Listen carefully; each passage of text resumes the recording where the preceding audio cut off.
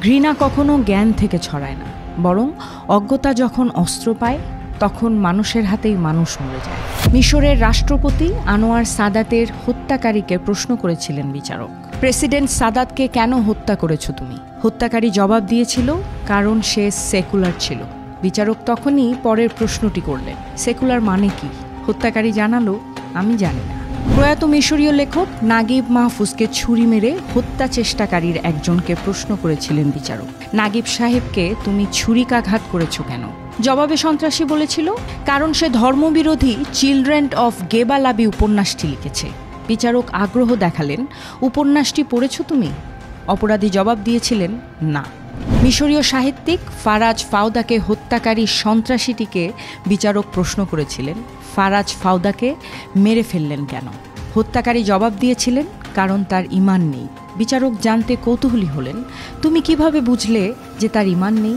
ঠিক সে সময় সন্ত্রাসীর জবাব ছিল, তার বইগুলো পড়লেই সব বোঝা যায়। বিচারকের কৌতূহল বেড়ে গেলে বিচারক প্রশ্ন করলেন, তার কোন বইটি তুমি পড়েছ? তার ঈমানহীনতার প্রমাণ পেলে কোন বইতে? হত্যাকারী স্বীকার করে বললেন, বইয়ের নাম আমি জানি না, আমি পড়িনি ওসব। বিচারক অবাক হয়ে জিজ্ঞেস করলেন, কেন পড়েননি? খুনি বলেছিলেন, আমি লিখতে পড়তে জানি না। তবে সব কিছু থেকে বোঝা গেল, ঘৃণা কখনোই জ্ঞানের মাধ্যমে ছড়ায় না, ঘৃণা ছড়িয়ে পড়ে অজ্ঞতার মাধ্যমে। সমাজ অজ্ঞতার খেসারত আর অজ্ঞ করে রাখার খেসারত এভাবেই দেয়।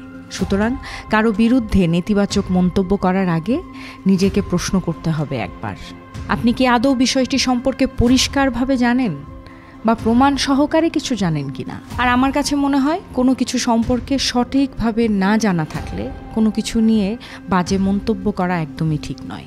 আপনি কথা বলতে পারেন, আপনার সেই স্বাধীনতা আছে, তবে নিশ্চয়ই যে কোনো কিছু নিয়ে মন্তব্য করবার আগে সঠিকভাবে জেনে বুঝে পড়ে তারপর সঠিক মন্তব্যটি করুন, যেন আপনার করা মন্তব্য কারো কোনো না কোনো উপকারে আসে।